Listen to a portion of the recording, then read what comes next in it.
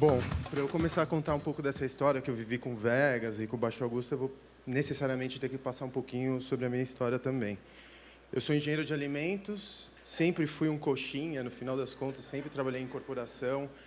E, diferentemente de todo mundo que trabalha com entretenimento, eu nunca tive uma relação muito intensa com a noite. Eu nunca gostei muito de sair, eu sou abstêmio até hoje, eu não gosto de álcool. E a minha maneira de eu me entreter ou de me divertir é completamente diferente. A minha ideia de passar 5 ou 6 horas dentro de uma boate, para mim, é um inferno na Terra. Eu prefiro muito mais, sei lá, ver um filme ou ler um livro do que ficar dentro de uma boate. E aí, bom, fui engenheiro, depois eu fiz jornalismo, passei pelas ciências sociais, fiz mestrado e doutorado em ciências políticas na PUC. E um belo dia eu trabalhava na América Online e me vi, enfim, comecei a trabalhar na América Online bem quando a América Online veio aqui para o Brasil, com aquele plano audacioso de conquistar, era mais ou menos a estrela da morte da internet quando chegou aqui. Queria conquistar o mercado brasileiro, tinha que batalhar contra o universo online, que já tinha começado uma operação muito mais audaciosa alguns anos antes. E um belo dia, quase na beira dos meus 30 anos, eu me vi desempregado. American Online, lógico, a operação não funcionou muito bem, eu era engenheiro, eu tinha trabalhado em recursos humanos, tinha feito tantas outras coisas e eu nunca consegui, quando me vi desempregado, eu não consegui escrever um currículo. Eu não tinha nem ideia de como escrever um currículo, porque eu tinha saltado de emprego para emprego por, sei lá, headhunter, um amigo que indicava. Eu não tinha. Um engenheiro que tinha trabalhado em RH, vendas, marketing e conteúdo, ele não é nada, né? Ele é basicamente um desempregado pelo resto da vida. E aí eu peguei, tenho que encontrar algum jeito de... E eu também já estava cansado, eu já estava um pouco cansado dessa vida corporativa, de pegar aquelas reuniões sem fim, aquela troca de e-mails que não leva a lugar algum, os conference calls com os gringos que também não querem dizer absolutamente nada. Estava com uma grana do FGTS e falei, bom, eu vou apostar em alguma coisa que eu nunca fiz na vida. E por vias tortuosas eu acabei chegando num clube. Na verdade, eu morava na região do que se chama hoje de Baixo Augusta, que, na verdade, para quem conhece São Paulo, a maior parte dos cariocas que conhecem São Paulo, principalmente os da classe média, conhecem São Paulo da parte da Palestina para os Jardins, né? Então, você pensa, tem a Palestina, que é o Baixo Augusta, a faixa de Gaza, e Israel, que é aquele lado dos Jardins. Eu sempre pensei do lado da Palestina. Eu não consigo frequentar os Jardins, eu sou muito barrista, eu sou muito do centro. Cresci no centro, quando eu vim da Argentina, e, na verdade, eu sou argentino porque meu pai foi militante político e fugiu para lá na década de 60. Quando eu voltei para o Brasil, depois da anistia, a gente foi morar na Barra Funda, que é um bairro super central. Então, eu nunca conheci outro bairro, eu sempre frequentei o centro muito de pequeno. E como tudo que eu fiz até hoje, porque se você vai fazer um clube, uma boate, uma casa de show, um bar, que é basicamente o que eu faço hoje. Hoje eu tenho 6 lugares, estou implementando mais 2 e só um deles fechou, que foi o Vegas, e fechou por teve um fim bastante bonito, porque também conto histórias quando eu monto um lugar. Todas as vezes que eu monto um lugar, eu tenho que criar uma narrativa, caso contrário, eu não consigo expressar uma visão de mundo. E um produto como um clube é uma coisa muito... É difícil lidar com isso, porque você está apresentando uma visão de mundo e as pessoas se relacionam com aquela visão de mundo que você está apresentando de uma forma muito intensa. Quer dizer, se você erra no teu serviço, o paulistano também é um ser bastante crica, né? Quem conhece o paulistano sabe que ele reclama de tudo, porque ele tem uma oferta de serviços tão grande, e o esporte do paulistano é reclamar de tudo. Então, no final das contas, quando você está apresentando um negócio novo, um serviço, você vai ser... Você vai receber, agora também, em tempos de redes sociais, você vai ser linchado, vão criticar. Você pode ter feito tudo certo, se você tem um ponto, e eu sou um pequeno empresário, eu sempre vou fazer alguma coisa errada. O dinheiro nunca vai chegar, eu sempre vou ter que me virar para comprar o aparelho de ar-condicionado. Eu prefiro abrir sem ar-condicionado do que não abrir, então, provavelmente, eu vou ser criticado por isso logo depois. A gente está lidando com apresentando uma visão de mundo, e para você apresentar essa visão de mundo de uma forma correta, você tem que construir uma narrativa também na hora de você implementar seu lugar. Bom, o Vegas foi para aquela região. Na verdade, para quem não conhece a Augusta foi o lugar onde ficavam as lojas da elite paulistana da década de 50. Para encurtar a história, a juventude transviada da década de 60, a emergência dos shopping centers na década de 70 e os prostíbulos na década de 80. E aí ela virou uma rua de prostíbulos. Tinham, sei lá, em 3 quarteirões, 25 prostíbulos, que eram prostíbulos bem tristes, assim, porque, no final das contas, porque eles vendiam menores, era uma coisa terrível naquela época. Completamente ilegais e tudo mais. E aí a gente resolveu, na verdade, por uma questão de absoluta necessidade. Quando falam que eu revitalizei a Rua Augusta, eu acho que tem duas coisas muito erradas. Primeiro, que não se revitaliza nada, porque, para mim, revitalizar é trazer vida de volta a... E não é porque a classe média começou a frequentar um lugar que faltava vida naquela região antes. Quer dizer, a Augusta sempre foi pulsante, mesmo quando ela era frequentada por gente que procurava prostíbulos. Aliás, eu acho que até mais pulsante, literalmente, do que nos dias de hoje. Então, no final das contas, eu sempre me colocaram a responsabilidade, ou me deram a responsabilidade de ter revitalizado a Rua Augusta. Eu não tive a menor intenção com isso. Sinceramente, eu nunca previ que isso ia acontecer, e a abertura do Vegas na Rua Augusta surgiu por necessidade e falta de grana. Que se naquela época eu não tivesse absolutamente quebrado, eu nunca teria aberto um lugar na Rua Augusta, porque ainda naquela época, como ela teve um papel importante na década de 80 para alguns galpões de tecidos e tudo mais, naquela época ainda tinham galpões relativamente baratos, com pé direito alto, salão amplo. Então, para a gente, era o único lugar onde dava para abrir um clube. Somava-se, logicamente, a isso o fato da gente morar naquela região. E, quando eu falo a gente, sou eu e meu sócio na época. A gente morava naquela região, não tinha grana para abrir em outro lugar, e a gente abriu o Vegas sem som, sem luz e sem ar-condicionado. Basicamente, não tinha uma boate, né? Tinha 4 paredes. Mas, no final das contas, deu super certo. E uma coisa que eu aprendi naquela época, a gente chamou... foi exatamente isso, contar a história a partir de um espaço. A gente chamou o Vegas de Vegas porque, naquela época, o que tinha na Augusta? Era sexo, drogas, aquela raspa de parede que chamavam de cocaína, neon e bingo. E, para mim, isso era Las Vegas de pobre. Então, a gente falou, não, vamos chamar de Vegas, porque era isso, né? Era a nossa Vegas particular, aquele ponto. E aí, no final das contas, a gente falou, lógico, foi uma ironia, mas, no final das contas, deu super certo. E, a partir do Vegas, eu comecei a abrir outros lugares que, também, no esforço de contar uma história, acompanhavam o meu espírito naquele momento. Então, quando eu abri o Vegas, eu tinha 29 anos, e eu acho que é a profissão fetiche de qualquer homem, né? Qualquer homem quer ser dono de boate, qualquer homem quer ser dono de bar, ou ter uma casa de shows, quer criar um palco. E uma vez eu estava conversando com o presidente de uma multinacional, na verdade ele era vice-presidente de marca, de uma das marcas de vodka mais importantes do mundo. Principalmente uma daquelas marcas que você falar, provavelmente você já tomou muito porre com isso. E aí ele me disse uma vez, então, você é dono de clube, né? Trabalhar no nightlife, trabalhar com noite é uma coisa super glamurosa. E essa é a ideia que as pessoas têm, mas não é glamuroso. Quer dizer, tem um aspecto que é bacana, que você criar um palco para os artistas se apresentarem. Tem uma função que é super social, que eu acredito que seja uma social, que é criar uma válvula de escape para muitas pessoas que levam vindas cinzentas de segunda a sexta-feira. E eu acho que essa é uma parcela importante da função social que um clube ou como uma balada tem na sua comunidade, mas também tem uma coisa que é super triste, porque quando você começa a frequentar muito esse tipo de espaço, você começa a perceber que as pessoas justificam o seu alcoolismo saindo para dançar todos os dias.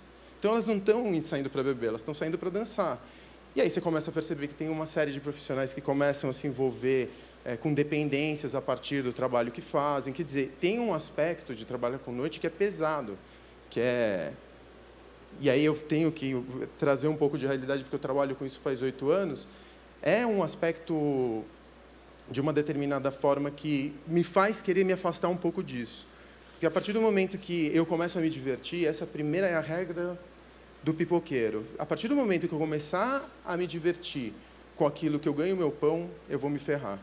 Então, tudo bem que o artista se divirta, que o público se divirta, mas eu tenho que criar uma infraestrutura tal para que todos se divirtam, menos eu. Não posso perder esse distanciamento do palco. Eu tenho que olhar o palco de uma maneira super crítica e fria. A partir do momento que eu estou impregnado daquilo, eu tenho que me impregnar daquilo no momento da concepção. E é nisso que traz um pouco de verdade para o projeto. Ele não pode ser simplesmente uma... Isso aqui é importante para qualquer produto que vocês forem criar na vida. E eu sei que eu estou falando com uma audiência que vai trabalhar com marketing, publicidade. Se você está trabalhando num projeto no qual você não acredita, não adianta, você não vai conseguir fazer um bom trabalho. Principalmente, se você está trabalhando num projeto cujo o principal, a principal métrica de sucesso que você vai ter com ele é o dinheiro, infelizmente, também eu acho que não vai dar certo. A gente tem o dinheiro dentro do grupo que eu represento, e até como uma das condições ali para a gente fazer o nosso trabalho, como segunda ou terceira instância de prioridade ou de métrica de sucesso. A gente sempre tem esse discurso, primeiro o baile, primeiro a festa. Se a festa está boa, o dinheiro vai ser uma consequência. Se o dinheiro não chegar, ele chega amanhã. Eu não vou me preocupar com o dinheiro agora. O dinheiro vai ser uma consequência de um trabalho bem feito a longo prazo. Se eu começar a me preocupar com o dinheiro desde já, eu vou perder a verdade daquilo que eu estou fazendo. E eu vou perder um pouco daquela necessidade premente que eu tenho de tentar nadar contra a corrente. Não é uma questão de idealismo, é uma questão de visão de mundo. Se eu não estou entregando uma visão de mundo que eu acredite piamente, eu não vou conseguir fazer com que o projeto seja bem sucedido. Então, voltando à história do Vegas, tem muita coisa para contar em pouquíssimo tempo, como todos que passaram por aqui sabem. A gente abriu o Vegas, depois a gente abriu o Zé Carniceria, e na hora de contar uma história, eu sempre tentei encontrar uma narrativa que falasse com fetiche. Então, para mim, Las Vegas é uma cidade fetiche, desde o Hunter Thompson, enfim, Las Vegas representa o fetiche. Aí a gente foi abrir o Zé Carniceria, que foi o primeiro matadouro que criaram ali na Rua Augusta, que se chamava Zé. Então, a gente uma vez passou na frente do Zé, o Zé era um mercadinho, foi construindo um mercadinho na década de 80, e a gente percebeu que tinha um buraco numa parede, e quando a gente olhou por trás daquele buraco, tinha um matadouro montado, porque, e isso diz o dono, o proprietário do imóvel, ele era o açougueiro e ele começou, depois que ele montou o mercadinho, a ouvir os mugidos dos animais, os animais de pequeno porte que ele abatia no fundo. Então, ele resolveu emparedar a parede com tudo, com os ganchos, com, enfim, os machados, a câmara frigorífica, ficou tudo ali atrás. A gente resolveu derrubar aquela parede e fazer tipo um cenário do massacre da Serra Elétrica, mas que funciona super bem para um bar de rock. Foi resgatar o açougue. Então, a gente trouxe o açougue de trás para frente e montamos um bar de rock. Na paralela, também, naquela época, entrou a lei da Cidade Limpa em São Paulo, que é uma lei que eu respeito muito. Eu gosto muito da ideia de você não ser contaminado por publicidade para qualquer lugar onde você olhe. E um dos efeitos da lei de Cidade Limpa foi que nas fachadas dos puteiros da Augusta, que eram todas feitas com neon, todas essas fachadas começaram a ser destruídas. Porque você podia vender mulher lá dentro, mas não vai colocar a fachada de neon porque você está ferindo a lei da Cidade Limpa. E aí um dia eu estou descendo a Augusta e vejo um sujeito numa escada quebrando os neons com um martelo. Eu não tive dúvida, comprei todos os neons por R$2.000. O cara desmanchou a fachada de 21 prostíbulos e eu colecionei esses neons, que tinham aquelas tacinhas de Daria Martini, as meninas de dançarinas strippers e tudo mais. E, com isso, eu montei um bar chamado Volt, que é um bar inteiro feito de neon. Não tem outro tipo de lâmpada dentro do bar que não o neon, que também, para mim, representa um fetiche. Depois disso, a gente abriu um Lions, e aí, quando eu estou querendo contar uma história, para mim, uma consequência muito positiva é resgatar um pouco da história da minha cidade. São Paulo tem uma memória de rato de laboratório. A gente não tem apreço pelos nossos edifícios históricos, pela nossa arquitetura, e tem um monte de prédio abandonado em São Paulo. Então, eu encontrei, por exemplo, o Cine Joia, que hoje é uma casa de show da qual eu tenho muitíssimo orgulho, que era uma igreja pentecostal, né, era um templo, e que estava praticamente abandonado porque o templo era muito grande para o culto que ele estava brigando, e estava completamente depredado também, estava com o telhado demolido, eles tiveram que fazer umas gambiarras para conseguir ter culto ali dentro. Quando eu estou fazendo um outro lugar, e eu estou falando que é contar uma história muito importante, se essa história já existia a priori, o meu trabalho fica muito mais simples. Eu não tenho que inventar um logo, porque eu não tenho que inventar um novo uso, porque o próprio lugar já vai me contar a história dele, e eu não sou nostálgico. Eu acho que a nostalgia é uma das piores coisas que podem existir. É um veneno de alma. Eu não quero olhar para o passado e pensar, não, porque o passado era melhor. Mas eu tenho que respeitar muito esse passado e atualizá-lo no tempo presente.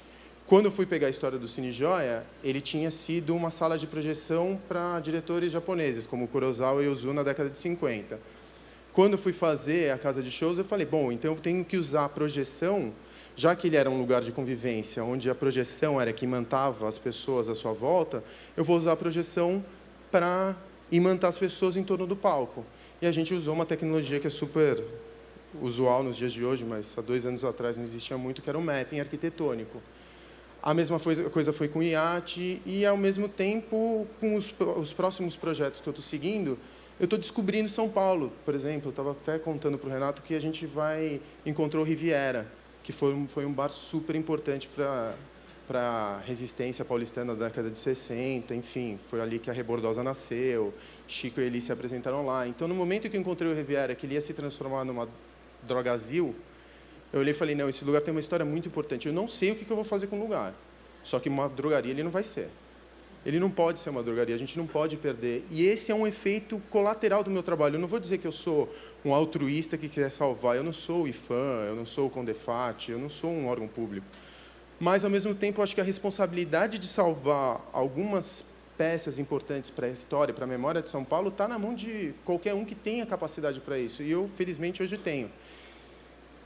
Voltando, então, ao assunto, porque eu já estou me perdendo um pouco aqui, na hora que eu comecei eu montei o Vegas, depois eu montei o Volt, o Z, que foram bares, ou seja, para um público mais maduro, e eu comecei a cansar. Se os lugares não são reflexo daquilo que eu sou naquele momento, eu tenho essa questão de sempre viver carregando o passado no presente e no futuro. Eu não tenho nenhuma questão eu tenho uma questão muito forte com o território, porque eu não saio do centro, e do centro ninguém me tira.